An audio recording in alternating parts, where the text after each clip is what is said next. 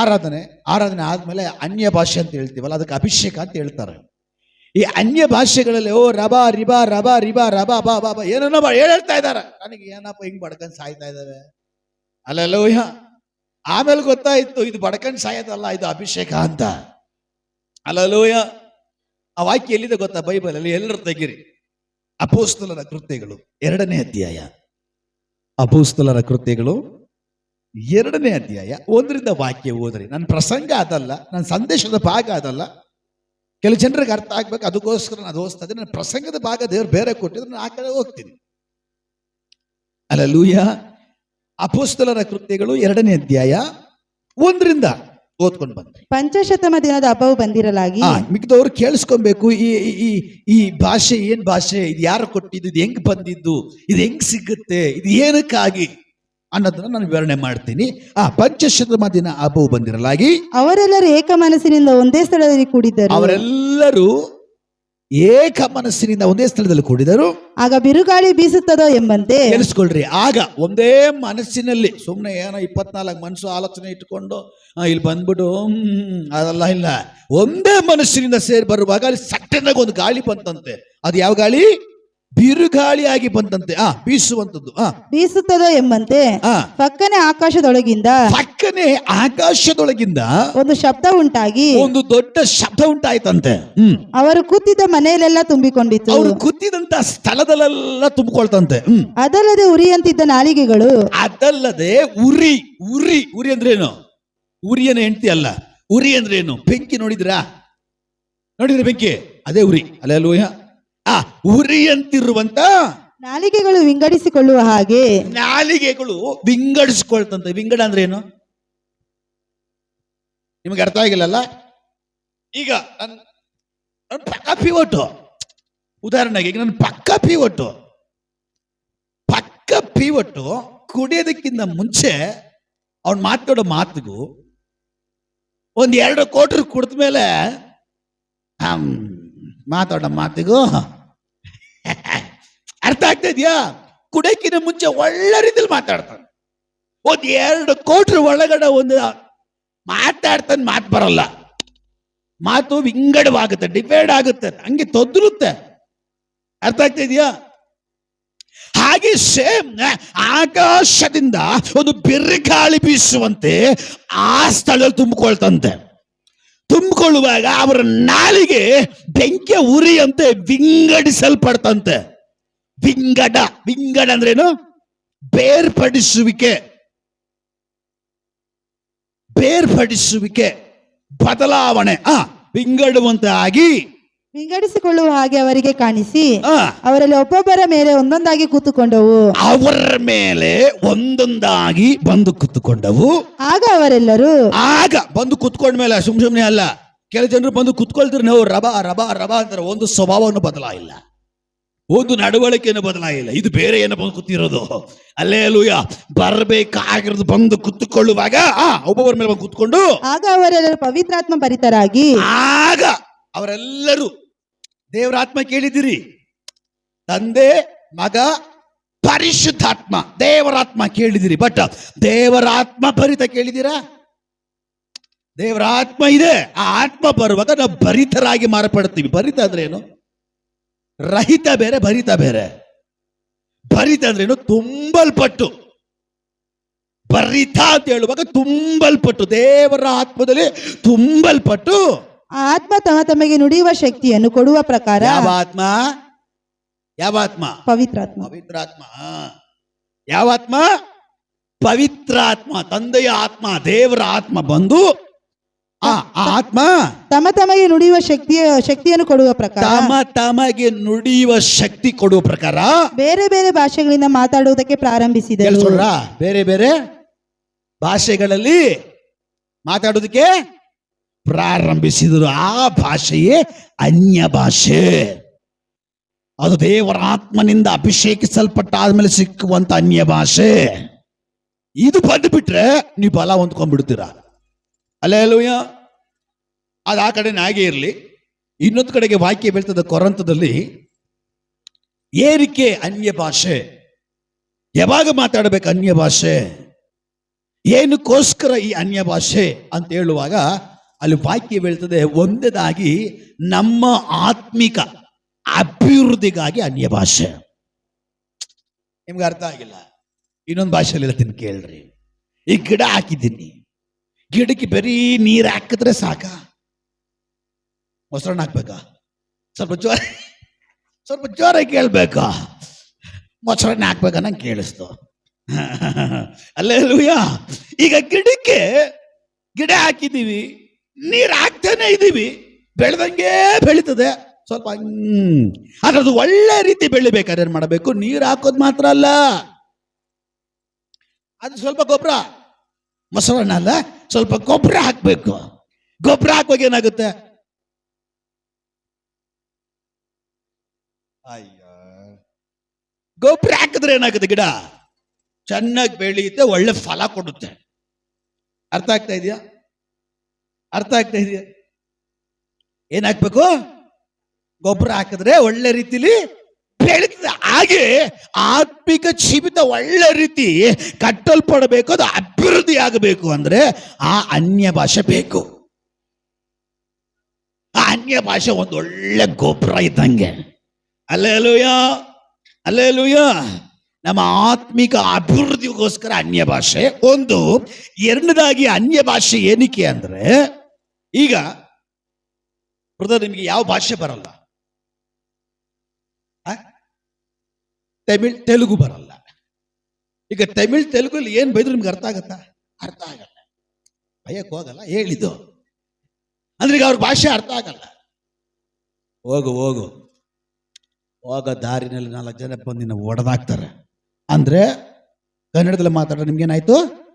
ಅರ್ಥ ಆಯ್ತು. ಈಗ ನೀನು ಹೋಗು, ಆ ದಾರಿಲಿ 4 ಜನ ಕಾಯ್ಕೊಂಡಿದ್ದಾರೆ, ಹೊಡೆದು ನಿನ್ನ ಉರುಳಿಸ್ತಾರೆ ಅಂದ್ರೆ ನೀವು ಅಲ್ಲಿ ಹೋಗ್ತೀರಾ?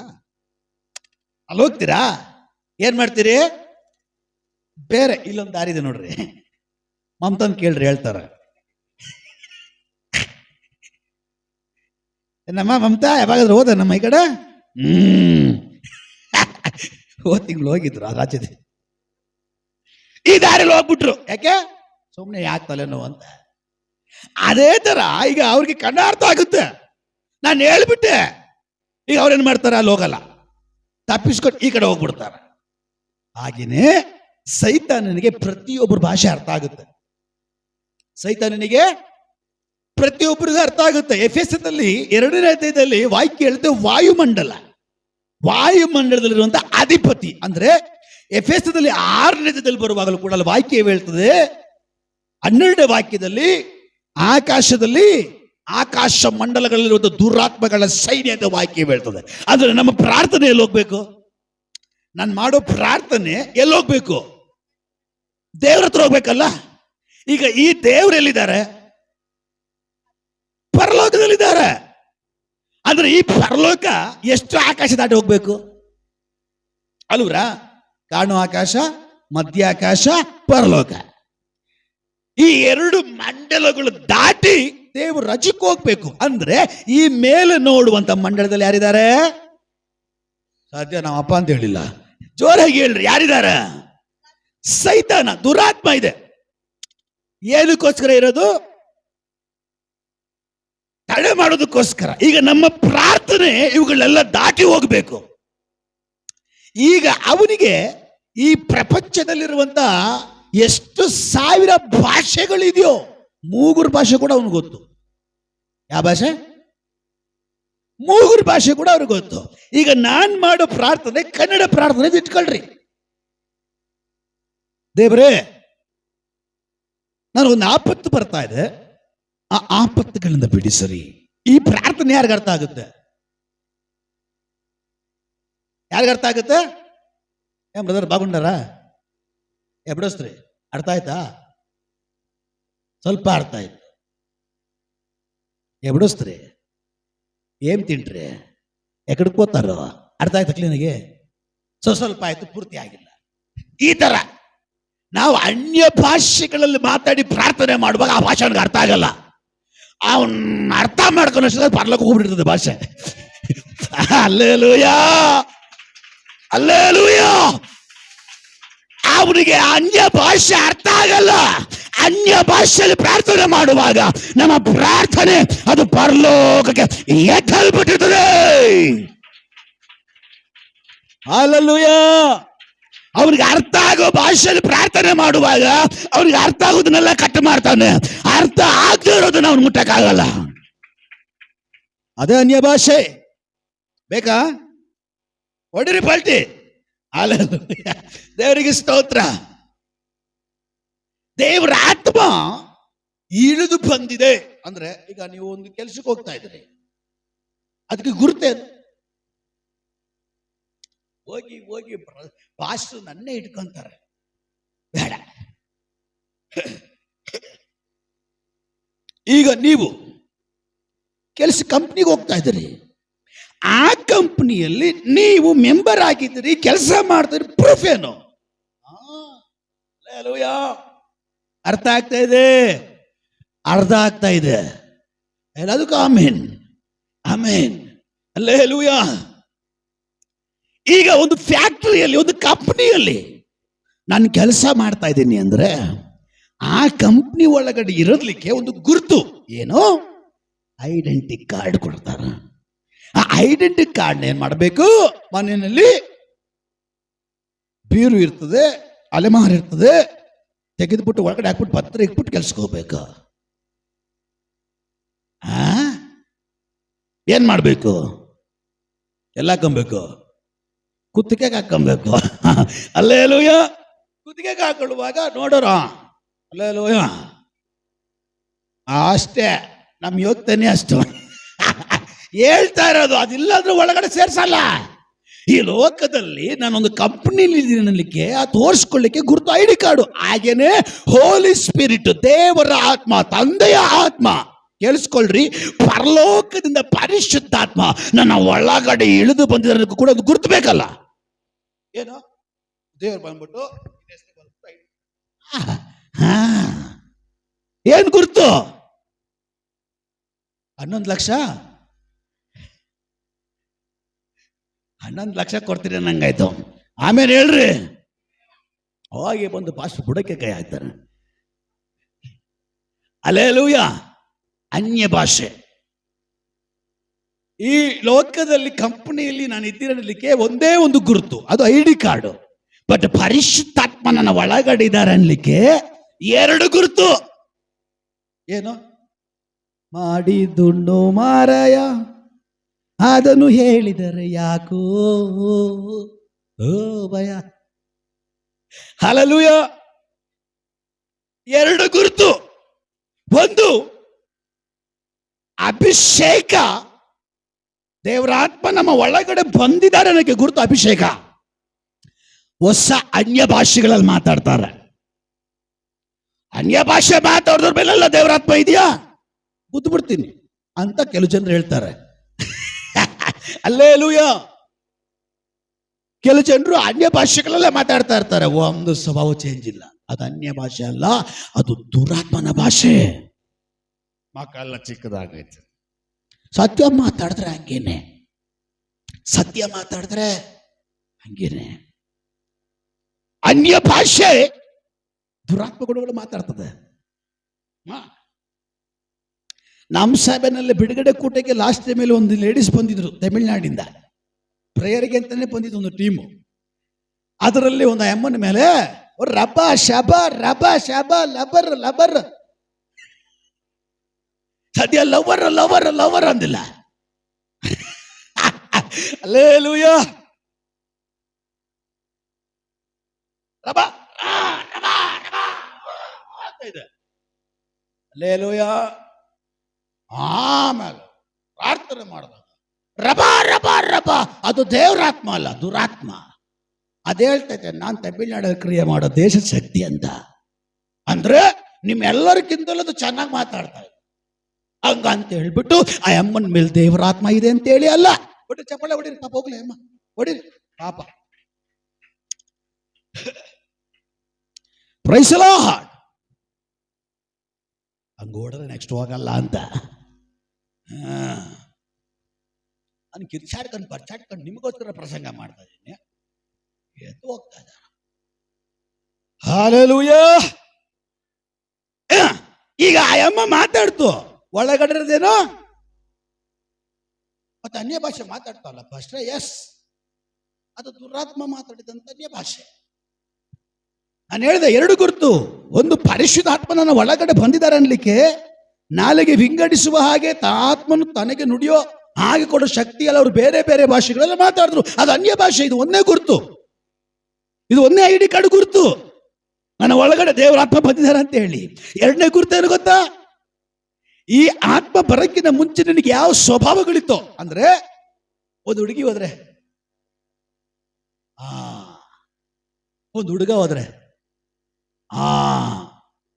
ಅಲ್ಲೆಲೂಯ, ಕೆಟ್ಟು ಬೈಗಳು, ದುರ್ನಡವಳಿಕೆ, ಶರೀರದ ಇಚ್ಛೆ, ಶರೀರದ ಆಸೆ, ಮೋಹ, ಲೋಕದ ಇಚ್ಛೆ, ಲೋಕದಲ್ಲಿರುವಂಥ ಕಾರ್ಯಗಳು ಮಾಡಬೇಕು, ಅನುಭವಿಸ್ಬೇಕು, ತಿನ್ನಬೇಕು, ಮುಟ್ಟಬೇಕು, ಹೋಗ್ಬೇಕು ಅನ್ಸುತ್ತಲ್ಲ, ಇದೆಲ್ಲ ಯಾವುದು ಇರಲ್ಲ. ಈ ಅಭಿಷೇಕ ಬರುವಾಗ ಮಹತ್ವ ಬಿಟ್ಟೋಗಿರುತ್ತೆ.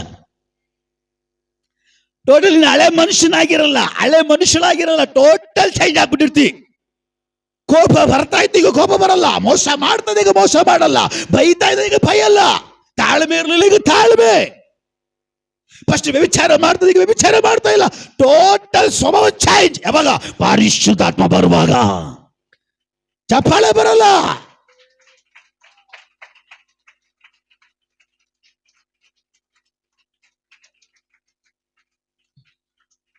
ಹೋಗುವಾಗಲೂ ಚಪ್ಪಾಳೆ, ಬರುವಾಗಲೂ ಚಪ್ಪಾಳೆ ಅವರಿಗೆ. Hallelujah, hallelujah, hallelujah. ಯಥಾರ್ಥವಾದ ಪರಿಶುದ್ಧಾತ್ಮ, ದೇವರನ್ನ ಕಳಿಸಲ್ಪಟ್ಟ ದೇವರಾತ್ಮ ಯಾರ ಒಳಗಡೆ ಬರ್ತದೋ ಅವನ ಸ್ವಭಾವ ಚೇಂಜ್ ಆಗಿರುತ್ತೆ, ಅವನ ನಡವಳಿಕೆ ಚೇಂಜ್ ಆಗಿರುತ್ತೆ, ಅವನ ಮನೆ ಚೇಂಜ್ ಆಗಿರುತ್ತೆ, ಅವನ ವಾತಾವರಣ ಮೊತ್ತವಾಗಿ change in the name of Jesus. Hallelujah. ಅರ್ಥ ಆಗ್ತಾ ಇದೆಯಾ? ಅರ್ಥ ಆಗ್ತಾ ಇದೆಯಾ? ಇದೇ ಅನ್ಯ ಭಾಷೆ.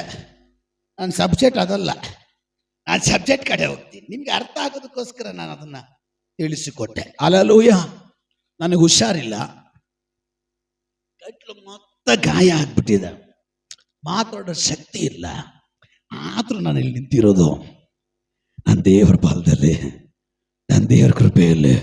ನಾನು ಪಾಶ್ರಮ ನೆನ್ನೆ ಹೇಳಿದೆ, ಪಾಶ್ರಮ ಸಾರಿ ಟುಮಾರೋ ನೀನು ತಗೋ ಪ್ರಸಂಗ ಅಂದೆ. ದೇವರೇ ಒಳ್ಳೆ ಅಂತ ಕೊಟ್ಟಿದ್ದಕ್ಕೆ ಸ್ತೋತ್ರ. ಹಂಗಂತೇಳ್ಬಿಟ್ಟು ನಾನು ಎಂತ ಕೆಟ್ಟವಳಲ್ಲ, ನಿಮ್ಗಿಂತ ಒಳ್ಳೆಯವಳೆ. ಹಲ್ಲೆಲೂಯಾ. ಹಂಗಂತೇಳ್ಬಿಟ್ಟು ನೀವು ಕೆಟ್ಟವರಲ್ಲ, ನೀವು ಒಳ್ಳೆಯವರೇ. ಹಲ್ಲೆಲೂಯಾ. ನಾನು ಎಂತಿ ಬಗ್ಗೆ ನನಗೆ ಗೊತ್ತಿಲ್ಲದ್ರದ್ದು ಭಾಷೆಗೆ ಹೆಂಗೆ ಗೊತ್ತಾಯ್ತು? ಇದೊಂಥರ ದುರಾತ್ಮ.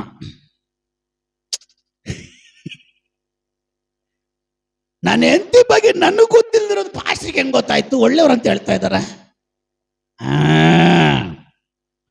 ದೇವರು ಕೂಡ ಹಾಕ್ಬಿಟ್ಟ ಅಂತ ಆತ್ಮಗಳು ಹೊಡಿಬೇಕು. ಹಲ್ಲೆಲೂಯಾ. ಡೌಟ್ ಏನು? ಡೌಟ್ ಪಡೋ ಹೆಣ್ಣಾಗಲಿ, ಡೌಟ್ ಪಡೋ ಪುರುಷನಾಗ್ಲಿ ಪರಲೋಕ ರಾಜ್ಯಕ್ಕೆ ಹೋಗೋದೇ ಇಲ್ಲ. ಇನ್ ಡೌಟಲ್ಲೇ ಸಾಯ್ಬೇಕು. ಹಲ್ಲೆಲೂಯಾ. ಯಾಕಂದ್ರೆ ಪರಲೋಕ ಹೋಗಕ್ಕೂ ನಿನಗೆ ಡೌಟೇ. ಹಲ್ಲೆಲೂಯಾ. ಯಾರು ಹೇಳ್ತಾರಲ್ಲ, ಹುಟ್ಟು ಗುಣ ಈ ಡೌಟ್ ಅನ್ನೋದು ಬಂದ್ಬಿಡ್ತು ಅಂದ್ರೆ, ಅವನ್ ಸತ್ತು ದೇಹ ಕಸ್ತಾ ಇದ್ರು ಕೂಡ ಒಂದ್ ಸೈಡ್ ಅವನ್ ಮಾಡ್ತಾನೆ, ಹುಡುಗಳೆಲ್ಲ ಸರಿಯಾಗ್ಬಿಟ್ಟು ಎಲ್ಲಿ ನಾನು ಎಂತಿ ಅಂತ ಮಾಡ್ಕೊಂಡ್ಬಿಡ್ತಾನೆ. ಡೌಟು ಅಷ್ಟು ಡೇಂಜರ್. ನನಗೆ ಗೊತ್ತಿರುವ ಹಾಗೆ ಒಂದು ಫ್ಯಾಮಿಲಿ ಇದೆ, ನನಗೆ ಗೊತ್ತಿರುವ ಹಾಗೆ ಒಂದು ಫ್ಯಾಮಿಲಿ ಇದೆ. ಆ ಫ್ಯಾಮಿಲಿಯ ತುಂಬಾ ಅಂದ ಚಂದವಾಗಿ ಹೋಗ್ತದಂತ ಫ್ಯಾಮಿಲಿ.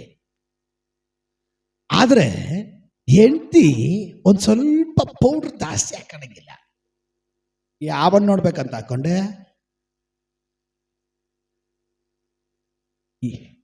ಸ್ವಲ್ಪ ನಗ್ನಗ್ತಾ ಮಾತಾಡಂಗಿಲ್ಲ. ಏನು ಗಿಂಜ್ಕೊಂಡು ಮಾತಾಡ್ತಾ ಇದೆಯಾ? ಸ್ವಲ್ಪ ಡ್ರೆಸ್ ಕ್ಲೀನಾಗಿ ಹಾಕೋಣಂಗಿಲ್ಲ. ಯಾರು ತೋರಿಸ್ಬೇಕಂತ ಹೋಗ್ತಾ ಇದೆ. ಎಲ್ಲಾದ್ರೂ ಹೋಗ್ಬಂದ್ರೆ ಸಾಕು, ಎಲ್ಲೋಗಿದೆ 24 ಗಂಟೆ ಫೋನು. ಇದೊಂದು ಹುಳ, ದರಿದ್ರದ ಹುಳ ಇದು. ಇದ್ರೂ ವೇಸ್ಟೇ, ಇಲ್ಲ ಅಂದ್ರೂ ವೇಸ್ಟೇ. ಲಾಸ್ಟ್ಗೆ ಡೌಟ್ ಪಟ್ಟು ಪಟ್ಟು ಪಟ್ಟು ಪಟ್ಟು ಪಟ್ಟು ಪಟ್ಟು ಪಟ್ಟು ಆ ಫ್ಯಾಮಿಲಿ ಸ್ತ್ರೀ ಏನು ಮಾಡಲು ಕೊಟ್ಟ, ಇವನ್ ಕೈಯಲ್ಲಿ ಕರೆಕ್ಟಾಗಿ ಒಂದ್ಸಾರಿ ಕೊಡ್ಬೇಕು ನೋಡು ಬದನೆಕಾಯಿ ಅಂತೇಳಿ ಡೌಟ್ ಪಟ್ಟು ಪಟ್ಟು ಆಕೆ ಮಾಡದೇ ಇದ್ರು ಕೂಡ ಡೌಟ್ ಪಟ್ಟು ಪಟ್ಟು ಲಾಸ್ಟ್ಗೆ ಆನ ಕರ್ಕೊಂಡು ಓಡೋಗ್ಬಿಟ್ಲು. ಏನ್ ಮಾಡ್ಕಂತೀಗ, ಏನ್ ಮಾಡ್ಕಂತೀಗ, ನಿನ್ ಕೈಲಿ ಏನ್ ಆಗುತ್ತೆ? ನಿಜ, ಆಕೆ ಒಂದು ದಿನ ಹತ್ರ ನಡ್ಕೊಂಡಿಲ್ಲ.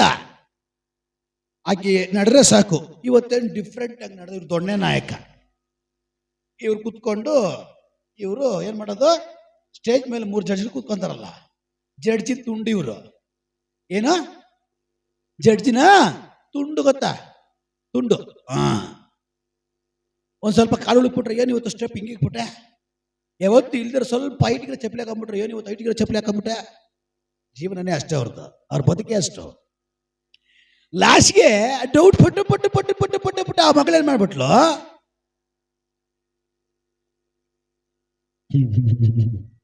ಒಂಟೆ ಹೋಗ್ಬಿಟ್ಲು. ಇವತ್ತು ಕಾಲಿಗೆ ಬೇಡ್ತಾ ಇದ್ದಾನೆ, ಇವಾಗೂ ಬಾ ಸೇರ್ಸ್ಕೊಂತೀನಿ, ಇವಾಗ ಬಾ ಸೇರ್ಸ್ಕೊಂತೀನಿ ಲೊಟ್ಟ. ಹಲ್ಲೆಲೂಯಾ. ಇವತ್ತು ಕೂಡ ಬಾ ಕಾಯ್ತಾ ಇದ್ದೀನಿ, ಬಾ ಕಾಯ್ತಾ ಇದ್ದೀನಿ, ನನ್ನ ಮಗನ ನಿನ್ ಕಾಯ್ಕೊಂಡೇ ಇರು ಅಂಥೇಳಿ ಲೊಟ್ಟ ಅಂತ ಮಾಡಿ ಚೆನ್ನಾಗಿದ್ದಾರೆ. ಯಾರಿಗೆ ನಷ್ಟ? ಹಲ್ಲೆಲೂಯಾ. ಅದೆಲ್ಲ ಹೋಗಿ ಎಲ್ಲ ಬಂದ್ಬಿಡ್ತು. ಅಲ್ಲೇ ಬ್ರದರ್ಗೆ ಏನು ಖುಷಿ ನೋಡ್ರಿ. Hallelujah, hallelujah. ಡೌಟ್ ಇರಬಾರ್ದು.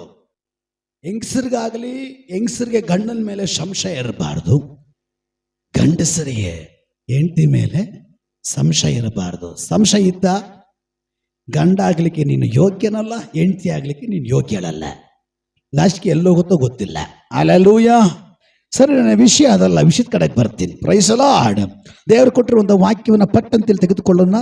ಆದಿಕಾಂಡ 37ನೇ ಅಧ್ಯಾಯ, ಆದಿಕಾಂಡ 37ನೇ ಅಧ್ಯಾಯ ಅದರ 5ನೇ ವಾಕ್ಯದಿಂದ 11ನೇ ವಚನದವರೆಗೂ ಸಹಾಯ ಮಾಡ್ರಿ. ಒಂದು ದಿನ ಯೋಸೇಫನು ಕನಸು ಕಂಡು, ಓದಮ್ಮ. ಒಂದು ದಿನ ಯೋಸೇಫನು ಕನಸು ಕಂಡು ಅದನ್ನು ತನ್ನ ಅಣ್ಣಂದಿರಿಗೆ ತಿಳಿಸಲು ಅವನನ್ನು ಇನ್ನೂ ಹೆಚ್ಚಾಗಿ ದ್ವೇಷಿಸಿದರು. ಇದು ಒಂದು ದಿನ ಯೋಸೇಫನು ಕನಸು ಕಂಡನು, ಅದನ್ನು ಸುಮ್ಮನೆ ಇಟ್ಕೊಂಡಿರ ತನ್ನ ಅಣ್ಣಂದಿರ ಹತ್ರ ಹೋಗಿ ತಿಳಿಸಿದರು.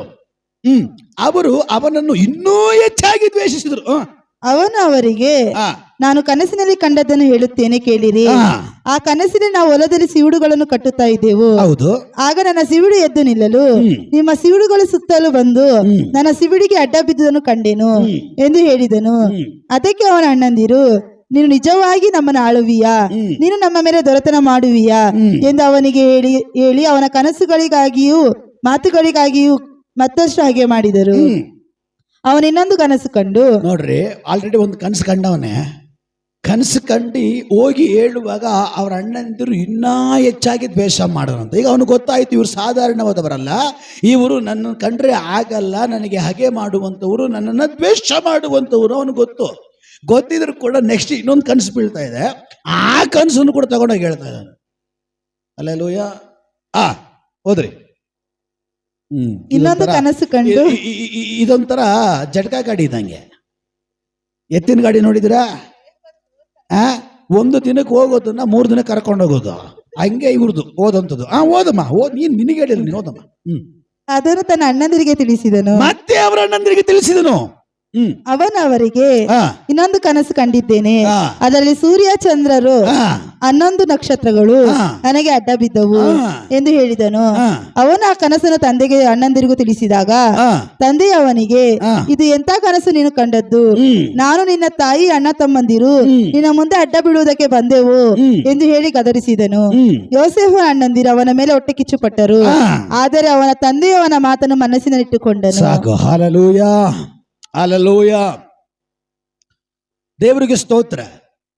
ಯೋಸೇಫನಿಗೆ ಗೊತ್ತು, ಆಲ್ರೆಡಿ ನನ್ನ ಕನಸು ಹೇಳಿದಾನೆ. ಕನಸು ಹೇಳಿದ ಮೇಲೆ ಆ ಕನಸನ್ನ ಅವರು ಕೇಳಿ ನನ್ನ ಮೇಲೆ ದ್ವೇಷವನ್ನ ಪಟ್ಟಿದ್ದಾರೆ, ಕೋಪವನ್ನ ಪಟ್ಟಿದ್ದಾರೆ ಅಂತೇಳಿ ಅವನು ಗೊತ್ತು.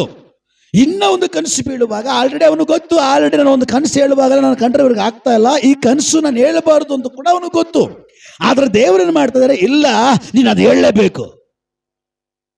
ಯಾಕೆ ಅಂದ್ರೆ ನಿನ್ನಲ್ಲಿ ನಾನು ಕೊಟ್ಟಿರೋ ಕನಸು ಅದು ಇವರೆಲ್ಲ ಕನೆಕ್ಟ್ ಆಗಿದೆ. ಅರ್ಥ ಆಗ್ತಾ ಇದೆಯಾ? ಯೋಸೇಫನೇ, ನಿನಗೆ ಕೊಟ್ಟಿರುವಂತ ದರ್ಶನ ಕನಸಿದೆಯಲ್ಲ ಅದು ಇವರೊಟ್ಟಿಗೆ ನಿನಗೆ ಕನೆಕ್ಟ್ ಆಗಿದೆ. ಅವರಿಗೆ ಒಂದು ದಿನ ಗೊತ್ತಾಗಬೇಕಲ್ಲ, ನೀನು ಹೇಳಿದವ್ರಿಗೆ ಅರ್ಥ ಆಗ್ಬೇಕಲ್ಲ. ಅದಕ್ಕೋಸ್ಕರವಾಗಿ ನೀನು ಕಂಡಂತ 2ನೇ ಕನಸು ಕೂಡ ಅವ್ರಿಗೆ ಹೇಳು. ಈ 2ನೇ ಸಾರಿ ಕನಸು ಬೀಳುವಾಗ ಅವ್ರ ಅಣ್ಣಂದಿರಿಗೆ ಹೇಳ್ತಾರೆ. ಬಟ್ ಅವ್ರ ಅಣ್ಣಂದಿರು ಫಸ್ಟ್ ಕೋಪಗೊಂಡ್ರು, ದ್ವೇಷಗೊಂಡ್ರು. 2ನೇದಾಗಿ ಹೇಳುವಾಗ ಹೊಟ್ಟೆ ಕಿಚ್ಚುಪಟ್ರಂತೆ. ಹಲ್ಲೆಲೂಯ. ಆದ್ರೆ ಒಳ್ಳೆ ರೀತಿ ಅರ್ಥ ಮಾಡಿಕೊಳ್ಳುವಂತ ತನ್ನ ತಂದೆ ಇದನ್ನಲ್ಲ, ಆ ತಂದೆ ಮಾತ್ರ ಇದೆಂತ ಕನಸಪ್ಪ. ಆ ಕನಸು ತಂದೆ ಅರ್ಥ ಮಾಡ್ಕೊಂಡ್ಬಿಟ್ಟ. ಹಲ್ಲೆಲೂಯ. ತಂದೆಗೆ ಕನಸು ಅರ್ಥ ಆಗ್ಬಿಡ್ತು. ಸೂರ್ಯ ಚಂದ್ರ ನಕ್ಷತ್ರ ಅಡ್ಡ ಅಂದ್ರೆ ತಂದೆ ತಾಯಿ. ಸೂರ್ಯ ಚಂದ್ರ ಅಂತ ಹೇಳುವಾಗ ಆ ಸೂರ್ಯ ಚಂದ್ರ ನಾವು ಯಾರು? ತಂದೆ ತಾಯಿ. ನಕ್ಷತ್ರಗಳಂತ ಹೇಳುವಾಗ 11 ಜನ ಅಣ್ಣಂದಿರು. ಓ, ನಾವೆಲ್ಲ ನಿಮಗೆ ಅಡ್ಡ ಬೀಳ್ತೀವಾ, ನೀನ್ ನಮಗೆ ದೂರ ಆಗ್ತೀಯಾ, ಇದೆಂತ ಕನಸಪ್ಪ ಅಂತ ಯಾಕೋಬನು ಯೋಸೇಫನಿಗೆ ಹೇಳ್ತಾ ಇದ್ದಾನೆ. ಆದ್ರೆ ಆ ಕನಸನ್ನು ಕೇಳಿ ಅವನು ಬಿಟ್ಬಿಟ್ಟಿಲ್ಲ. ಅವನ ತಂದೆಗೆ ದ್ವೇಷ ಬಂದಿಲ್ಲ, ಅವ್ರ ತಂದೆಗೆ ಕೋಪ ಬಂದಿಲ್ಲ. ಅವ್ರ ತಂದೆ ಏನು ಮಾಡ್ತಾನೋ ಗೊತ್ತಾ? ಆ ಕನಸನ್ನು ಅವ್ರ ಹೃದಯದಲ್ಲಿ ಇಟ್ಟುಕೊಳ್ತಾ ಇದ್ದಾನೆ. ಹಲ್ಲೆಲೂಯ. ಯಾಕಂದ್ರೆ ಅವ್ರ ತಂದೆಗೆ ಗೊತ್ತಾಯ್ತು, ನನ್ನ ಮಗ ರಾಜ ಆಗ್ಲಿಕ್ಕಾಗಿ ಹೋಗ್ತಾ ಇದ್ದಾನ. ಹಲ್ಲೆಲೂಯ. ನನ್ನ ಮಗ ಇರುವ ಅವಸ್ಥೆಯಲ್ಲಿ ಇರಲ್ಲ. ಈ ಯೋಸೇಫನನ್ನ ದೇವರು ಕಂಡಿದ್ದಾರೆ. ಇವನ ಮೇಲೆ ದೊಡ್ಡ ಕನಸನ್ನ, ದೊಡ್ಡ ಉದ್ದೇಶವನ್ನ, ದೊಡ್ಡ ದರ್ಶನವನ್ನ ಸ್ವರ್ಗ ಇಟ್ಟಿದೆ. ಅದು ಅವರ ತಂದೆ ಹೃದಯದಲ್ಲಿ ಇಟ್ಟುಕೊಂಡ. ಅಂದ್ರೆ ಅರ್ಥ ಏನೋ? ನೀವ್ ಹೇಳ್ರೆ ನಮ್ಗೆ ಗೊತ್ತಾಗ್ತದೆ. ಅವನ ತಂದೆ ಆ ಕನಸನ್ನ, ಯೋಸೇಫನಿಗೆ ದೇವರು ಕೊಟ್ಟ ಕನಸನ್ನ ಅವನ ಹೃದಯದಲ್ಲಿ ಇಟ್ಟುಕೊಂಡ. ಅಂದ್ರೆ ಅವನ ತಂದೆ ಹೃದಯದಲ್ಲಿ ಇಟ್ಟುಕೊಂಡು ಅದಕ್ಕಾಗಿ ಪ್ರಾರ್ಥನೆ ಮಾಡ್ತಾ ಇದ್ದ. ಹಲ್ಲೆಲೂಯ. ಅವರ ತಂದೆ ಹೃದಯದಲ್ಲಿ ಇಟ್ಟುಕೊಂಡು ದೇವರ ಸಮ್ಮುಖದಲ್ಲಿ, ಅಪ್ಪ ಎಂತ ಕನಸು ಕೊಟ್ಟಿದೆಯಾ ಸ್ವಾಮಿ, ಅದು ಅತಿ ಶೀಘ್ರದಲ್ಲಿ ನನ್ನ ಸಾಯಕ್ಕಿನ ಮುಂಚೆ ಅದು ನೆರವೇರಲಿ, ನಡೀಲಿ, ನೆರವೇರಲಿ, ನಡೀಲಿ, ನೆರವೇರಲಿ, ನಡೀಲಿ ಅಂತ ಹೇಳಿ ಅವನ ಆಯುಷ್ಕಾಲ ಪೂರ್ತಿ ನೆರವೇರೋವರೆಗೂ ಅವನ ಹೃದಯದಲ್ಲಿ ಇಟ್ಟುಕೊಂಡು ದೇವರ ಸಮ್ಮುಖದಲ್ಲಿ ಪ್ರಾರ್ಥನೆ ಮಾಡ್ದ. ಆ ಪ್ರಾರ್ಥನೆ, ಆ ಕನಸು, ಆ ದರ್ಶನ ಅದು ನೆರವೇರ್ತೋ, ಅದು ನಡೀತೋ. ಅವ್ರ ತಂದೆ ಏನಾದ್ರೂ ಹೃದಯದಲ್ಲಿ ಇಟ್ಟುಕೊಂಡಿಲ್ಲ ಅಂದಿದ್ರೆ ಇದು ಅವನು ಯಾವಾಗಲೂ ಪಾಪದಲ್ಲಿ ಬಿದ್ದೋಗ್ಬೇಕಾಗಿತ್ತು. ಆದ್ರೆ ಅವನ ತಂದೆ ಹೃದಯದಲ್ಲಿ ಇಟ್ಟುಕೊಂಡ ನಿಮಿತ್ತವಾಗಿ ಪಾಪ ಎದುರಿಗೆ ಬಂದ್ರು ಕೂಡ ಇವನ ಮುಟ್ಟಕ್ಕಾಗಿಲ್ಲ. Price the lord. ಎಷ್ಟು ಜನ ತಂದೆ ತಾಯಿಂದ್ರಲ್ಲಿದ್ದೀರಿ? ಎಷ್ಟು ಜನ ತಂದೆ ತಾಯಿಂದ್ರಲ್ಲಿದ್ದೀರಿ? ಎಷ್ಟು ಸಾರಿ ದೇವರ ಆತ್ಮನ ಮೂಲಕವಾಗಿ, ಪ್ರವಾದಿಗಳ ಮೂಲಕವಾಗಿ ನಿಮ್ಮ ಮಕ್ಕಳಿಗೆ ಒಳ್ಳೊಳ್ಳೆ ದರ್ಶನಗಳನ್ನ, ಒಳ್ಳೊಳ್ಳೆ ಪ್ರವಾದನೆಗಳನ್ನ ನುಡಿದಿಲ್ವಾ? ಇವರೆಲ್ಲ 2GB ಇದ್ದಂಗೆ, 2G ಇದ್ದಂಗೆ. 2G ನೆಟ್ ನೋಡಿದ್ದೀರಾ? ಸ್ಲೋ. ಈಗ 5G ಬಂದಿದೆ, ತುಂಬಾ ಸ್ಪೀಡ್ ನಿಲ್ಲಲ್ಲ, ಬರ್ರ. ಈ 2G ಹಂಗಲ್ಲ, ನಿಧಾನ. ನಾ ಕಳಿಸ್ಮೇಲೆ ಈಗ ನಾವು ಕೈ ಕೊಡ್ತೀವಾ, ಈಗ ಯಾರು ತಗೊಬೇಕಲ್ಲ, ಈಗ ಹಿಂಗ್ ಬಂದ್ಬಿಡ್ತದೆ. ಅವ್ರು ತಗೊಳ್ಳೋರ್ ಕೈಗೆ ಇರ್ತದಲ್ಲ.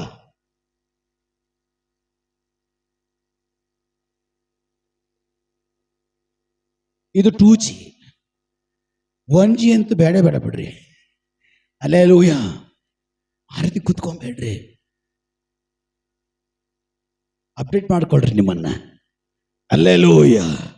5G ಅಲ್ಲ, ಆಲ್ರೆಡಿ NKG ಬಂದ್ಬಿಟ್ಟಿದೆ ಬೇರೆ ಕಡೆ. ನಮ್ಮ ದೇಶದಲ್ಲಿ ಎಲ್ಲ ಬಂದಾದ್ಮೇಲೆ ಲೈಟಾಗಿ ನಮ್ಮ ದೇಶಕ್ಕೆ ಬರೋದು. ಆಲ್ರೆಡಿ ಬೇರೆ ಕಡೆ ಎಲ್ಲ 6G 7G ನಡೀತಾ ಇದೆ. ಹಲ್ಲೆಲೂಯ.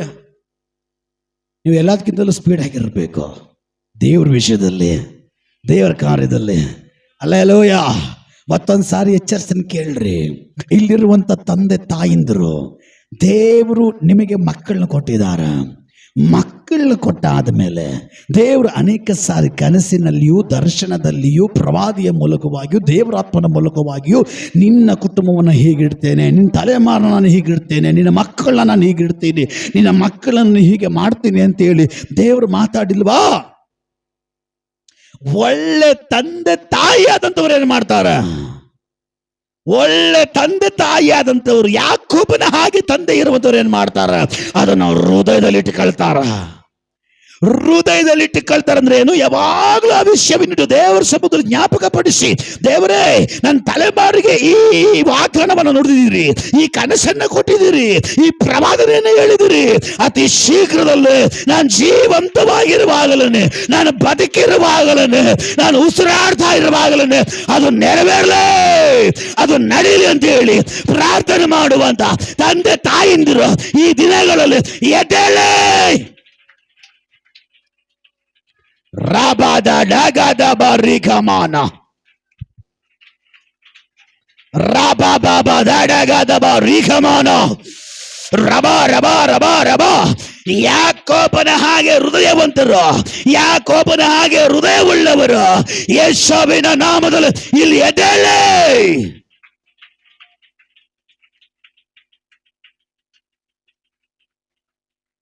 ಹಲ್ಲೆಲೂಯಾ. ಆದ್ರೆ ಕೆಲವು ತಂದೆ ತಾಯಿದ್ರೆ ಏನ್ ಮಾಡ್ತಾರೆ ಗೊತ್ತಾ? ಆ ಮಕ್ಕಳು ಸ್ವಲ್ಪ ಎಡುವಾಗ, ಸ್ವಲ್ಪ ತಪ್ಪು ಮಾಡುವಾಗ, ಸ್ವಲ್ಪ ಹೇಳಿದ ಮತ್ತೆ ಕೇಳ್ತಾ ಇರುವಾಗ ದೇವ್ರ ದೊಡ್ಡದಾಗ ಕೊಟ್ಬಿಟ್ರು, ಹಂಗಾಗ್ಬಿಡ್ತಾನೆ, ಹಿಂಗಾಗ್ಬಿಡ್ತಾನೆ, ಹಂಗಾಗ್ಬಿಡ್ತಾಳೆ, ಹಿಂಗಾಗ್ಬಿಡ್ತಾಳೆ ಅಂತ ಅವನು ಹೋಗ್ತಾರೆ ದಾರಿ ನೋಡು, ಅವಳು ಹೋಗ್ತಾ ಇರುವಂತ ದಾರಿ ನೋಡು. ಸೋಮನ ದೇವ್ರಿಲ್ಲ, ಏನಿಲ್ಲ, ಯಾವ ಮಾತಿಲ್ಲ, ಯಾವ ಪ್ರವಾದನೆ ಇಲ್ಲ. ಅಸಂಡೆ ಮಾಡಬೇಡ. ಯಾಕೋಬನ ಅಸಂಡೆ ಮಾಡಿಲ್ಲ. ಯಾಕೋಬನು ಯೋಸೇಫನಿಗೆ ದೇವರು ಕೊಟ್ಟ ಕನಸನ್ನ ಯೋಸೇಫನು ತನ್ನ ತಂದೆಯ ಮುಂದೆಯೂ ಅಣ್ಣಂದಿರ ಮುಂದುಗಡೆ ಹೇಳುವಾಗ, ಅನೇಕ ಜನರು ನೆಗ್ಲೆಕ್ಟ್ ಮಾಡುವಾಗ, ಆ ಜನರ ಮಧ್ಯದಲ್ಲಿ ತನ್ನ ತಂದೆಯಾದವನು ಆ ಕನಸನ್ನ ಹೃದಯದಲ್ಲಿಟ್ಟುಕೊಂಡ. ದೇವರಿನ ಮಕ್ಕಳಿಗೆ ಆಲೋಚನೆ ಕೊಟ್ಟಿದ್ರೆ ಬ್ರದರ್, ವಾಕ್ಯ ಹೇಳ್ತದೆ ಆಕಾಶ ಭೂಮಿ ನಾಶವಾಗಿ ಹೋದ್ರು, ಅವನ ಮಾತಲ್ಲಿ ಒಂದು ಗುಡಿಸಾದ್ರು ಅಳಿದು ಹೋಗಲ್ಲ ಅನ್ನೋ ದೇವರ ವಾಕ್ಯ ಬೀಳ್ತದೆ. ಆಕಾಶ ಭೂಮಿ ನಾಶ ಆದ್ರು ಅವನ ವಚನ ನಾಶ ಆಗಲ್ಲ, ಅವನ ಮಾತು ನಾಶ ಆಗಲ್ಲ. ಅದು ನಡೆಯುತ್ತೆ, ಅದು ನೆರವೇರುತ್ತೆ. ಆ ನಂಬಿಕೆ ಒಳಗಡೆ ಬರಲಿ. ರಾಬಾದ ಡಾಗಾದಬ ರೀಕಮಾನ ಪ್ರೌಢ ಪ್ರಮಾಣ. ದೇವ್ರು ಇವತ್ತು ಎಚ್ಚರಿಸ್ತಾ ಇದಾರ. ನಾನು ನಿನಗೆ ಏನು ವಾಗ್ದಾನ ಮಾಡಿದ್ದೇನೋ, ನಾನು ನಿನ್ನ ಕುಟುಂಬಕ್ಕೆ ಏನು ವಾಗ್ದಾನ ಮಾಡಿದ್ದೇನೋ, ನಾನು ನಿನ್ನ ತಲೆಮಾರುಗಳಿಗೆ ಏನು ವಾಗ್ದಾನ ಮಾಡಿದ್ದೇನೋ, ನಾನು ನಿನ್ನ ಮಕ್ಕಳಿಗೆ ಏನು ವಾಗ್ದಾನ ಮಾಡಿದ್ದೇನೋ, ಅದು ಹಾಳಾಗಲ್ಲ, ಅದು ನಿಷ್ಫಲವಾಗಲ್ಲ, ಅದು ಕಳೆದು ಹೋಗಲ್ಲ. ಅದು ನಡೆಯುತ್ತೆ, ಅದು ನಡೆಯುತ್ತೆ, ಅದು ನೆರವೇರುತ್ತೆ. ರಾಬ ಶಾಬಾದ ಡಾಗಾದಬ ರೀಕಮಾನ ಪ್ರೌಢ ಪ್ರಮಾಣ.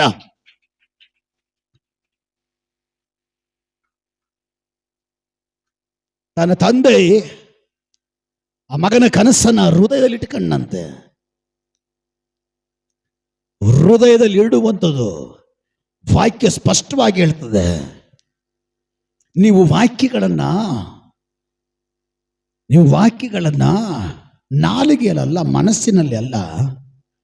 ದೇವರು ಹೇಳ್ತಾರೆ, ನೀವು ನನ್ನ ಮಾತುಗಳನ್ನ, ನನ್ನ ವಾಕ್ಯಗಳನ್ನ ನಿಮ್ಮ ಹೃದಯದ ಹಲಗಿನಲ್ಲಿ ಬರೆದಿಟ್ಟುಕೊಳ್ಬೇಕಂದ. ಹಲ್ಲೆಲೂಯಾ. ನನ್ನ ಮಾತನ್ನ ನಿಮ್ಮ ಹೃದಯದ ಹಲಗೆಗಳಲ್ಲಿ ಬರೆದಿಟ್ಟುಕೊಳ್ಳ್ರಿ. ಯಾಕೋಬನು ಅದೇ ಮಾಡಿದ್ದು. ದೇವರು ವಾಗ್ದಾನ ಮಾಡುವಾಗ, ದೇವರು ಕನಸು ಕೊಡುವಾಗ ಅದನ್ನು ಹೃದಯದಲ್ಲಿ ಇಟ್ಟುಕೊಂಡ. ಅದು ದೇವರು ನೋಡಿದ್ರು. ಹಲ್ಲೆಲೂಯಾ.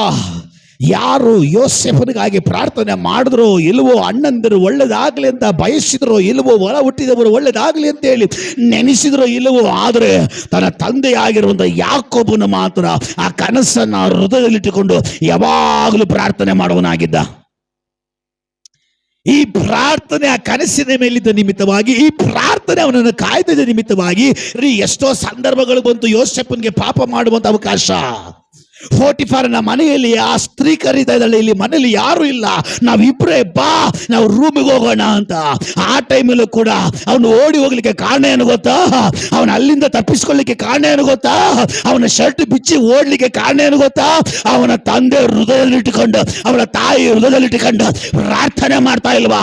ಆ ಪ್ರಾರ್ಥನೆಯೇ ಅವನ ಬಿಡಿಸಿದ್ದು, ಅವನ ಕಾದದ್ದು, ಅವನ ನಡೆಸಿದ್ದು.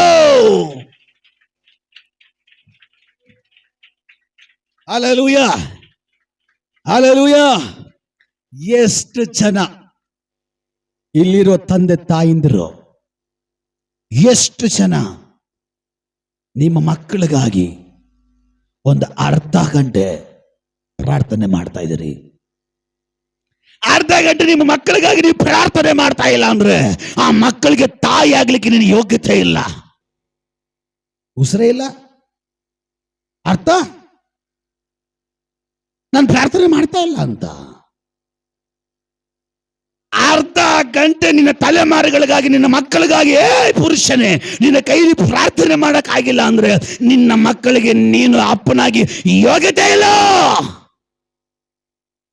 ಯೇಸು ಸ್ವಾಮಿ ಹೇಳ್ತಾರೆ, ಇನ್ನೇನ್ ಪ್ರಾಣ ಹೋಗ್ತಾ ಇದೆ ಕಲ್ವಾರಿಯ ಶಿಲುಬೆಯಲ್ಲಿ. ಪ್ರಾಣ ಹೋಗ್ತಾ ಇರುವಂತ ಸಮಯದಲ್ಲಿ ತಾಯಿಂದ್ರು ಅಳ್ತಾ ಇರುವಾಗ ಯೇಸು ಹೇಳಿದ್ರು, ನನಗಾಗ ಅಳಬೇಡ್ರಿ, ಆಮೇಲೆ ಹೇಳಕ್ಕೂ ಕಷ್ಟ. ಹಂಗೆ ದೇವ್ರ ಬುಲೆಟು ಅವಾಗ ಬಂದ್ರೆ ಸಹಿಸಕ್ ಆಗಲ್ಲ. ಯಾಕೆ ನೀನ್ ಹಂಗಿದ್ಯಾ? ನೀನ್ ಕರೆಕ್ಟ್ ಆಗಿದ್ರೆ ಆ ವಾಚನ ಬರುವಾಗ ಸ್ತೋತ್ರ ಆಮೇಲೆ ಅಲ್ಲೆಲ್ಲೂ ಹೇಳ್ತೀಯ. ಇಲ್ಲ, ಸೈಲೆಂಟ್ ಆಗಿದ್ಯಾ ಅಂದ್ರೆ ನಿನ್ನ ನಡವಳಿಕೆ ಹಂಗಿದೆ ಅಂತ. ಹಲ್ಲೆಲೂಯ. ಕಲ್ವಾರಿಯ ಶಿಲುಬೆಯಲ್ಲಿ ಯೇಸು ಕ್ರಿಸ್ತನ ಪ್ರಾಣ ಪಕ್ಷಿನೇ ನಾರಿ ಹೋಗ್ತಾ ಇದೆ. ಆ ಸಮಯದಲ್ಲಿ ತಾಯಿಂದರು ಅಯ್ಯೋ ಅಳ್ತಾ ಇದ್ದಾರ. ಅಳ್ತಾ ಇರುವಾಗ ಯೇಸು ಅವರು ನೋಡಿ ಹೇಳಿದ್ರು, ನನಗೋಸ್ಕರ ಅಳಬೇಡ್ರಿ, ನನಗೋಸ್ಕರ ಮೊರೆ ಇಡಬೇಡ್ರಿ, ನಿಮಗೋಸ್ಕರವಾಗಿಯೋ ನಿಮ್ಮ ಮಕ್ಕಳಿಗೋಸ್ಕರವಾಗಿಯೋ ನೀವು ಅಳ್ರಿ, ಮೊರೆ ಇಡ್ರಿ. ಯಾಕೆ ಯೇಸು ಹೇಳಿದ್ರು? ಆದ್ರೆ ಹಿಂದ್ಗಡೆ ಏನೋ ರಹಸ್ಯ ಇದೆ. ನಿಮ್ಮ ಕಣ್ಣೀರಿನ ಪ್ರಾರ್ಥನೆ ನಿಮ್ಮ ಮಕ್ಕಳನ್ನ ಕಾಯ್ತೆ. ಅಯ್ಯೋ, ಅಣ್ಣಳ ಹೃದಯದಿಂದ ಬಂದ ಪ್ರಾರ್ಥನೆ ಒಂದು ತಲೆಮಾರೆ ಹೊರಗಡೆ ಬರ್ತಾ ಇದೆ, ಅದು ಪ್ರಭಾವಿಯಾಗಿ ಬರ್ತಾ ಇದೆ. ರಾಬ ಶಾಬಾದಾಡಾಗಾದಬ ರಿಖಮಾನ.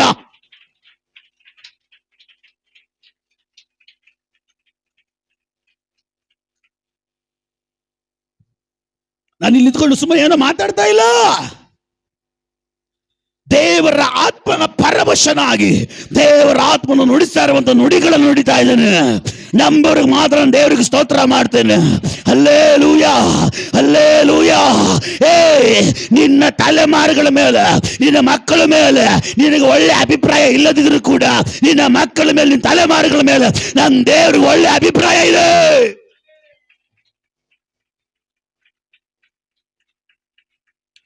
ಒಂದು ವೇಳೆ ಈ ಲೋಕದಲ್ಲಿರುವಂತ ತಂದೆ ತಾಯಿ ನೀನು ನಾಶ ಆಗಿ ಹೋಗ್ಬಿಡ್ತೀಯ, ಹಾಳಾಗಿ ಹೋಗ್ಬಿಡ್ತೀಯ, ನೀನು ಉದ್ಧಾರ ಆಗಲ್ಲ ಅಂತೇಳಿ ನೀನು ಹೇಳಿದ್ರು ಕೂಡ, ಉದ್ಧಾರವು ನಾಶವು ಅನುಗ್ರಹವು ನಿನ್ನಿಂದ ಅಲ್ಲ, ಅದು ದೇವರದು.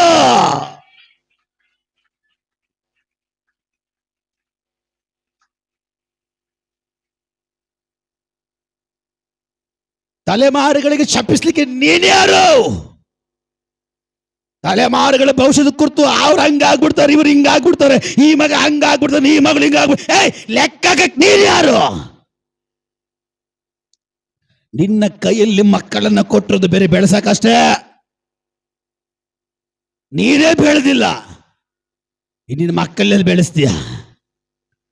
ನೀನ್ ತಿಳ್ಕೊಂಡ್ಬಿಟ್ಟಿದ್ಯಾ ಮಕ್ಕಳನ್ನ ದೇವರನ್ನ ಕೊಟ್ಬಿಟ್ಟಿದ್ರೆ ದೊರತನ ಮಾಡಕ್ಕಂತ ಅಲ್ಲ. ನಿನ್ಗೆ ನಿನ್ನ ಮೇಲೇ ಅಧಿಕಾರ ಇಲ್ಲ ದೇವರು ಹೇಳ್ತಾರ. ನಿನ್ನ ಶರೀರದ ಮೇಲೆ, ನಿನ್ನ ದೇಹದ ಮೇಲೆ ನಿನಗೆ ಹಾಕಿಲ್ಲ, ನಿನಗೆ ಅಧಿಕಾರವಿಲ್ಲ. ನೀನೇ ನಿನ್ನ ಸ್ವಂತ ಸೊತ್ತಲ್ಲ, ದೇವರ ಸೊತ್ತಾಗಿದ್ಯಾ. ನೀನೇ ದೇವ್ರ ಸೊತ್ತಾಗಿರುವಾಗ, ನಿನ್ನ ಮಕ್ಕಳು ದೇವರ ಮಕ್ಕಳಾಗಿರುವಾಗ ಅದು ನಿನ್ನ ಸೊತ್ತಲ್ಲ, ಅದು ದೇವರ ಸೊತ್ತಾಗಿದೆ.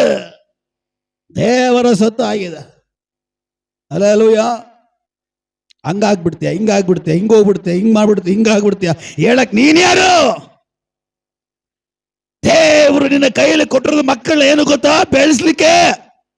ಎಲ್ಲಿ ಬೆಳೆಸ್ಲಿಕ್ಕೆ? ಕತ್ತಲೆಲ್ಲ, ಬೆಳಕಿನಲ್ಲಿ. ಮರಣದಲ್ಲ, ಜೀವದಲ್ಲಿ. ವಾಕ್ಯವನ್ನ ಬಿಟ್ಟಲ್ಲ, ವಾಕ್ಯದ ಒಳಗಡೆ. ಹಲ್ಲೆಲೂಯ. ನಿನ್ನ ಮನೆ ಒಳಗಡೆ ಪ್ರಾರ್ಥನೆನೇ ಇಲ್ಲ, ನಿನ್ನ ಮನೆ ಒಳಗಡೆ ಆರಾಧನೆ ಇಲ್ಲ, ನಿನ್ನ ಮನೆಯಲ್ಲಿ ವಾಕ್ಯ ಓದವರೇ ಇಲ್ಲ. ಅಂತ ಒಂದು ದುರ್ಪರಿಸ್ಥಿತಿ ನಿನ್ನ ಮನೆ ಒಳಗಡೆ ಬಂದು ಕೂತಿದೆ. ಮತ್ತೆ ಎಲ್ಲಿ ಬದಲಾಗೋದು? ಮತ್ತೆ ಎಲ್ಲಿ ಚೇಂಜ್ ಆಗೋದು? ಮೊದಲು ನೀನ್ ಮಾಡ್ಬೇಡ. ಮೊದಲು ನೀ ಚೇಂಜ್ ಆಗು. ಮೊದಲು ನೀನು ಆತ್ಮಿಕದಲ್ಲಿ ಬಾ. ಮನೆ ಆತ್ಮಿಕದಲ್ಲಿ ನಡೆಸು. ನಿನ್ನ ಮನೆಯವರೆಲ್ಲ ಆತ್ಮಿಕರಾಗಿ ಮಾರ್ಪಡ್ತಾರ. ಹಲ್ಲೆಲೂಯ.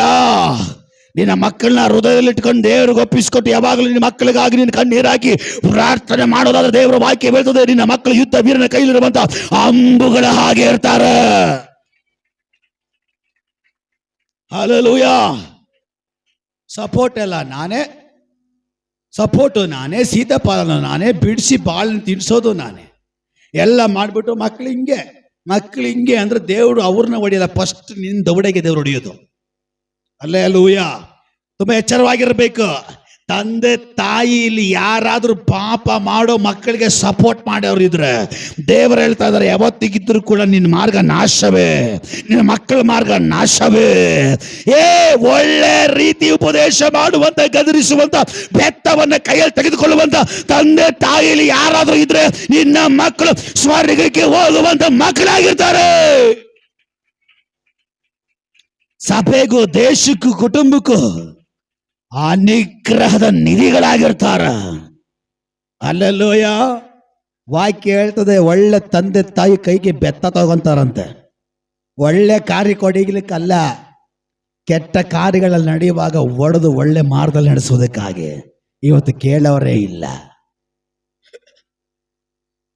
ಇವತ್ತು ಎಚ್ಚರಿಸೋರಿಲ್ಲ. ಅವ್ರ ದಾರಿಯನ್ನ ಮಾಡ್ಕೊಂಡು ಹೋಗ್ಲಿ, ಬರೋ ಟೈಮಲ್ಲಿ ಬರ್ತಾರೆ. ದೇವ್ರು ನಿನ್ನ ಲೆಕ್ಕ ಕೇಳ್ತಾರೆ. ದೇವರು ಹೇಳ್ತಾರೆ, ಮಕ್ಕಳನ್ನ ನಿನ್ನ ಕೈಯಲ್ಲಿ ಕೊಟ್ಟಿದ್ದು, ಆ ಮಕ್ಕಳ ಜವಾಬ್ದಾರಿ ನಿಂದು. ಹಲ್ಲೆಲೂಯ. ಮಕ್ಕಳ ಜವಾಬ್ದಾರಿ ನಿಂದು.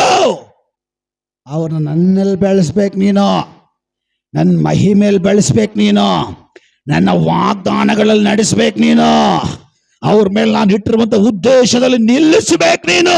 ಅದು ನಿನ್ನ ಜವಾಬ್ದಾರಿ. Hallelujah, hallelujah. ಒಂದು ವೇಳೆ ಪಾಪಕ್ಕೆ ಸಪೋರ್ಟ್ ಮಾಡುವಂತ ಯಾರಾದರೂ ತಂದೆ ತಾಯಂದ್ರಿದ್ರೆ ದೇವರು ಹೇಳ್ತಾ ಇದ್ದಾರೆ, ಇವತ್ತು ನೀನು ಬದಲಾಗಬೇಕು. ಇಲ್ಲ ಅಂದ್ರೆ ನಿನ್ನ ಮನೆ ನರಕವಾಗಿ ಮಾರ್ಪಡುತ್ತೆ, ನಿನ್ನ ಮಕ್ಕಳ ಭವಿಷ್ಯತ್ತು ನರಕವಾಗಿ ಮಾರ್ಪಡುತ್ತೆ. ಇದು ಯಾರಿಗೂ ಬೇಡ. ಇವತ್ತು ಮನ ತಿರುಗು, ಇವತ್ತು ಬದಲಾಗು, ಇವತ್ತು ಒಪ್ಪಿಸಿಕೊಡು. Hallelujah, hallelujah. ದೇವರ ಮಾರ್ಗದಲ್ಲಿ ಭಯಭಕ್ತಿಯಲ್ಲಿ ನಡೆಸೋದಾದ್ರೆ ನಿನ್ನ ಮಕ್ಕಳು ಹೆಂಗಿರ್ತಾರೆ? ಯುದ್ಧ ವೀರನ ಕೈಯಲ್ಲಿರುವಂತ ಒಳ್ಳೆ ಅಂಬುಗಳಂತಿರ್ತಾರ. ಹಲ್ಲೆಲೂಯಾ. ನಿನ್ನ ಮಕ್ಕಳನ್ನ ದೇವರು ಉಪಯೋಗಿಸಿಕೊಳ್ಳೋ ಮಕ್ಕಳಾಗಿ ಮಾರ್ಪಡ್ತಾರ. ಹಲ್ಲೆಲೂಯಾ. ನಿನ್ನ ಮಕ್ಕಳು ಡಾಕ್ಟರ್ಗಳಾಗಿ ಮಾರ್ಪಡ್ತಾರ. ಸೋದರ ಬಂದಿಲ್ಲ, ಬಿಟ್ರೆ ಸಾಕು ಪಾಸ್ಟ್ರೆ, ಮನೆಗೆ ಹೋಗ್ತೀವಿ. ಏನು ಕುಚ್ಚಿ ತೆಗಿತೀರ ಪಾಸ್ಟ್ರೆ?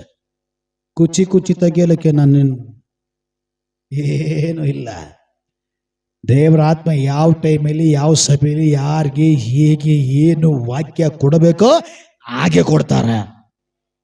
ಫಸ್ಟೇ ಪ್ರಿಪೇರ್ ಮಾಡ್ಕೊಂಡು ಸಿದ್ಧ ಮಾಡ್ಕೊಂಡು ಬಂದಿಲ್ಲ. ಬೆಳಗ್ಗೆ ದೇವ್ರ ಸಮಯದಲ್ಲಿ ಕೂತು ಮೊಣಕಾಲಾಗಿ ಕೈಗಳನ್ನು ಪರಲೋಕದ ಕಡೆಗೆ ಎತ್ತಿ ಪ್ರಾರ್ಥನೆ ಮಾಡುವಾಗ ದೇವರ ಆತ್ಮ ಇದ್ರ ಕುರಿತು ಮಾತಾಡಂತ ಹೇಳಿದ ನಿಮಿತ್ತವಾಗಿ ಇಲ್ಲಿ ಬಂದು ವಾಕ್ಯ ತೆಗೆದು ಪರಿಶುದ್ಧಾತ್ಮ ನಡೆಸ್ತಾ ಇದ್ದಾರೆ.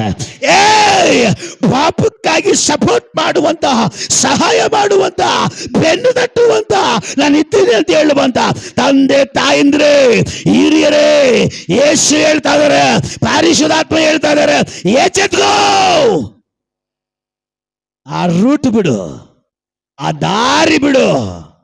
ಕೀರ್ತನೆಗಳಲ್ಲಿ 34ನೇ ಅಧ್ಯಾಯದಲ್ಲಿ ಕರ್ತನ ಹೇಳ್ತಾನೆ, ನಾನು ನಿನಗೆ ಉಪದೇಶ ಮಾಡ್ತೀನಿ, ನಾನು ನಡೆಯಬೇಕಾದ ಮಾರ್ಗ ತೋರಿಸ್ಕೊಡ್ತೀನಿ. ಅದರಲ್ಲಿ ನಿನ್ನ ನಡಿ, ಅದರಲ್ಲಿ ನಿನ್ನ ಮಕ್ಕಳನ್ನ ನಡೆಸು ಅಂತ ದೇವರು ಹೇಳ್ತಾ ಇದಾರ. ಹಲ್ಲೆಲೂಯಾ, ಹಲ್ಲೆಲೂಯಾ, ದೇವರಿಗೆ ಸ್ತೋತ್ರ. ತಂದೆ ತನ್ನ ಮಗನ ಕನಸನ್ನ ಹೃದಯದಲ್ಲಿಟ್ಕೊಂಡ, ಅಂತರ್ಭಾಗದಲ್ಲಿಟ್ಕೊಂಡ. ಅವ್ರು ಪ್ರಾರ್ಥನೆ ಮಾಡ್ಲಿಕ್ಕೆ ಪ್ರಾರಂಭ ಮಾಡ್ದ. ಗುಂಡಿ ಒಳಗಡೆ ಹೋದ್ರು ಕೂಡ ಆ ಪ್ರಾರ್ಥನೆ ಅವನನ್ನ ಅಲ್ಲಿಂದ ಮೇಲೆ ಕೆತ್ತಿತು. ನಿನ್ನ ಮಕ್ಕಳನ್ನ ಅನೇಕ ಜನ ಗುಂಡಿಯಲ್ಲಿ ಬಿದ್ರೆ ಸಾಕು ಅಂತ ಕಾಯ್ತಾ ಇರಬಹುದು, ನಾಶವಾಗಿ ಹೋದ್ರೆ ಸಾಕು ಅಂತ ಕಾಯ್ತಾ ಇರಬಹುದು. ಆದ್ರೆ ನಿನ್ನ ಮಕ್ಕಳಿಗೆ ನಿನ್ನ ಪ್ರಾರ್ಥನೆ ಯಥಾರ್ಥವಾಗಿದ್ರೆ, ಸಭೆಯಲ್ಲಿ ಸೇವಕನ ವಿಷಯದಲ್ಲಿ ನೀವು ಯಥಾರ್ಥವಾಗಿದ್ರೆ, ನಿನ್ನ ಮಕ್ಕಳು ಎಷ್ಟೇ ಗುಂಡಿ ಒಳಗಡೆ ಬಿದ್ರು ಕೂಡ ನಿಮ್ಮ ಪ್ರಾರ್ಥನೆ ಅವ್ರನ್ನ ಬಿಟ್ಟು ಕೊಡಲ್ಲ. ಆ ಪ್ರಾರ್ಥನೆ ಅವರನ್ನ ಮೇಲೆ ಕೆತ್ತುತ್ತೆ. ಹಲ್ಲೆಲೂಯಾ. ಈ ಯೋಸೇಫನನ್ನ ಗುಂಡಿ ಒಳಗಡೆ ಹಾಕಿದ್ರು. ಮಣ್ಣು ಮುಚ್ಚಿಬಿಟ್ಟಿದ್ರೆ ಅವನು ಅಲ್ಲೇ ಮುಗಿದೋಗ್ತಾ ಇದ್ದ. ಮಣ್ಣು ಮುಚ್ಚಲಿಕ್ಕೆ ದೇವರು ಬಿಟ್ಟು ಕೊಟ್ಟಿಲ್ಲ. ಕಾರಣ ಅವನ ಮೇಲೆ ದೇವರ ಕನಸಿದೆ, ಅವನ ಮೇಲೆ ದೇವರ ದರ್ಶನ ಇದೆ. ಅದು ಇರೋದು ಮಾತ್ರವಲ್ಲ, ಆ ಕನಸು ಅವನ ತಂದೆಯಾಗಿರುವಂತ ಯಾಕೋಬನ ಹೃದಯದ ಒಳಗಡೆ.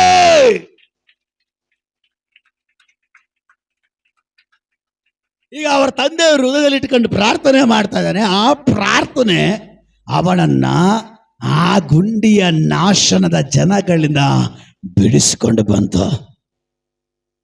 ನೆಕ್ಸ್ಟ್, ಈಗ ಇವನು 44 ಮನೇಲಿದ್ದಾನೆ. ದೇವ್ರ ಅವನ ಸಂಗಡ ಇದ್ದಾರೆ. ಕನಸು ಕೊಟ್ಟ ಮೇಲೆ ದೇವ್ರು ದೂರ ಹೋಗಲ್ಲ ಬ್ರದರ್. ನಿನಗೆ ದರ್ಶನವನ್ನ ದೇವರು ಕೊಟ್ಟಿದ್ರೆ, ನಿನ್ನ ಮೇಲೆ ದೇವರು ವಾಗ್ದಾನ ಇದ್ರೆ, ದೇವರು ಅನೇಕ ವಾಗ್ದಾನಗಳು ನಿನ್ನನ್ನು ಮಾಡಿದ್ರೆ, ದೇವರು ನಿನ್ನ ಬಿಟ್ಟು ದೂರವಾಗಲ್ಲ. ಯಾರ ಮೇಲೆ ಕನಸಿರ್ತದೋ, ಯಾರ ಮೇಲೆ ಉದ್ದೇಶ ಇರ್ತದೋ, ಯಾರ ಮೇಲೆ ದೇವರ ದರ್ಶನ ಇರ್ತದೋ ಅಂತವರ ಸಂಗಡ ಯಾವಾಗಲೂ ದೇವರು ಇರ್ತಾನೆ. ಜೊತೆಯೆಲ್ಲ ದೇವರು ಇರ್ತಾನೆ. ನಿನ್ನ ಪಕ್ಕದಲ್ಲೇ ದೇವ್ರು ಇರ್ತಾನೆ. ನಿನ್ನ ಪ್ರಯಾಣದಲ್ಲಿ ದೇವ್ರು ಇರ್ತಾರೆ. ನೀನ್ ಎಲ್ಲೆಲ್ಲ ಇರ್ತೀಯೋ ಅಲ್ಲೆಲ್ಲ ದೇವ್ರ ಜೊತೆನೆಲ್ಲ ಇರ್ತಾರೆ. ಒಪ್ಪವ್ರು ಮಾತ್ರ ಶಾಬಾದ ಡಗದಬ ರೀಖಮಾನ ರಬ ರಬ. ಯಾರ ಮೇಲೆ ಕನಸಿದೆಯೋ, ಯಾರ ಮೇಲೆ ದರ್ಶನ ಇದೆಯೋ, ಯಾರ ಮೇಲೆ ದೇವರ ಉದ್ದೇಶ ಇದೆಯೋ ಅವರು ಸಾಧಾರಣವಾದವರಲ್ಲ, ಅವರು ಒಬ್ಬಂಟಿಗರಲ್ಲ, ಅವರ ಗತಿ ಇಲ್ಲದೆ ಇರೋವರಲ್ಲ. ಅವರ ಸಂಗಡ ದೇವರಿದ್ದಾನೆ. ಅವನನ್ನು ಎದುರಾಕೊಳ್ಳೋರು ಯಾರು?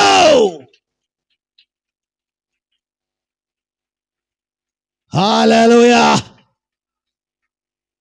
ಬ್ರದರ್, ಸಿಸ್ಟರ್, ಯಾರಿಗೆ ದೇವರ ಕನಸು ಕೊಟ್ಟಿರ್ತಾನೋ, ಯಾರ ಮೇಲೆ ದೇವರ ಉದ್ದೇಶ ಇರ್ತದೋ, ಯಾರ ಮೇಲೆ ದೇವರ ದರ್ಶನ ಇರ್ತದೋ, ಯಾರ ಮೇಲೆ ದೇವರ ವಾಗ್ದಾನ ಇರ್ತದೋ ಅವರ ಸಂಗಡ ದೇವರಿರ್ತಾನೆ. ಅವನ್ ದೇವರ ಸಂಗಡ ಇರ್ತಾನೆ, ದೇವ್ರು ಅವರ ಸಂಗಡ ಇರ್ತಾರೆ. ಯಾರು ಬೇಕಾದ್ರೂ ನೀವು ಮುಟ್ಟಿ, ನೋ ಪ್ರಾಬ್ಲಮ್, ತಪ್ಪಿಸ್ಕೊಳ್ಬೋದು. ಯಾರ ಮೇಲೆ ದೇವರ ದರ್ಶನ ಇರ್ತದೋ, ಯಾರ ಮೇಲೆ ದೇವರ ಕನಸು ಇರ್ತದೋ, ಯಾರ ಮೇಲೆ ದೇವರ ವಾಗ್ದಾನ ಇರ್ತದೋ, ದಯಮಾಡಿ ಕೈ ಕೂಡ ಮುಗಿದು ಕೇಳ್ಬಿಡ್ತೀನಿ, ಅಂಥವ್ರನ್ನ ಮುಟ್ಟಕ್ಕೆ ಹೋಗ್ಬೇಡ್ರಿ, ಅಂಥವ್ರನ್ನ ಕೆಣಕಕ್ಕೆ ಹೋಗ್ಬಿಡ್ರಿ. ಅಂಥವ್ರು ಮಾತ್ರ ಕೆಣಕಿ ನಿಮ್ಮ ಜೀವನದಲ್ಲಿ ನೀವು ಆಶೀರ್ವಾದ ಹೊಂದಲಿಕ್ಕೂ ಉದ್ಧಾರ ಆಗ್ಲಿಕ್ಕೂ ಸಾಧ್ಯವೇ ಇಲ್ಲ. ಅವ್ರನ್ನ ಮುಟ್ಟಿದ್ರೆ, ಅವ್ರನ್ನ ಕೆಣಕಿದ್ರೆ, ಅವರೊಟ್ಟಿಗೆ ಆಟ ಆಡಿದ್ರೆ ನಿನ್ ದೇವರನ್ನ ಮುಟ್ಟದಂಗೆ, ನಿನ್ ದೇವರ ಕೆಣಕದಂಗೆ, ನಿನ್ ದೇವರ ಹತ್ರ ಆಟ ಆಡ್ದಂಗೆ. ದೇವರ ಹತ್ರ ಆಟ ಆಡಿ ಒಬ್ಬ ಮಗನು ಇವತ್ತು ಉಳಿದಿಲ್ಲ. Hallelujah, hallelujah. ಯಾರ ಮೇಲೆ ದೇವರ ಉದ್ದೇಶ ಇದೆಯೋ, ಒಂದು ವೇಳೆ ನಿಮ್ಮ ಮಕ್ಕಳ ಮೇಲೆ ದೇವರ ಉದ್ದೇಶ ಇರಬಹುದು, ಅವ್ರಿಗೆ ಕೆಣಕಬೇಡ್ರಿ, ಅವ್ರ ಕೋಪ ಎಬ್ಬಿಸ್ಬೇಡ್ರಿ, ಅದು ನಿನಗೆ ನಷ್ಟ. Hallelujah, hallelujah.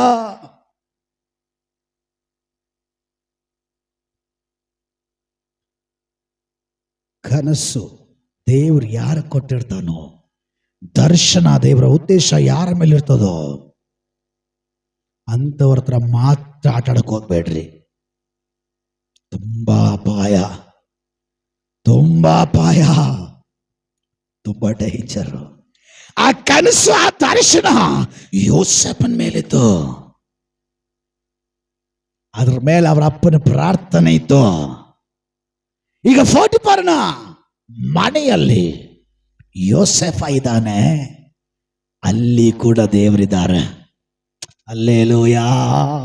ಬ್ರದರ್, ನಿನ್ ಮೇಲ್ ಪ್ರವಾದನೆ ಬಿದ್ದಿದ್ಯಾ, ನಿನ್ ಮೇಲ್ ದೇವ್ರ ವಾಗ್ದಾನ ಬಿದ್ದಿದ್ಯಾ, ನಿನ್ ಮೇಲ್ ದೇವ್ರ ಕನಸು ಬಿದ್ದಿದ್ಯಾ, ನಿನ್ ಮೇಲ್ ದೇವರ ಉದ್ದೇಶ ಇದೆಯಾ? You are not ordinary person, you are special man ಆಗಿದ್ದಿ. ಹಲ್ಲೆಲೂಯಾ. ಕಾರಣ ಈ ದರ್ಶನ, ಕನಸು, ಕೃಪೆ ಯಾರ ಮೇಲೆ ಇದೆಯೋ ಅವರ ಸಂಗಡ ದೇವರಿದ್ದಾರೆ. ಹಲ್ಲೆಲೂಯಾ.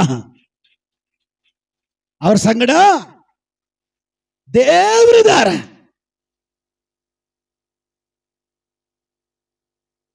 ಲಾಸ್ಟ್ ಟೈಮ್ ಏನು ಕಾರಣನೇ ಇಲ್ಲ, ಏನು ಕಾರಣನೇ ಇಲ್ಲ. ನನ್ನ ಮೇಲೆ ಒಂದು ಶಾಪದ ಮಾತು ಬಂತು. ಬೇರೆ ಯಾರು ಅಲ್ಲ, ಸ್ವಂತ ತಾಯಿನೇ. ಹಲ್ಲೆಲೂಯಾ. ಕಾರಣನೇ ಇಲ್ಲ, ರೀಸನ್ನೂ ಇಲ್ಲ. ಆದ್ರೂ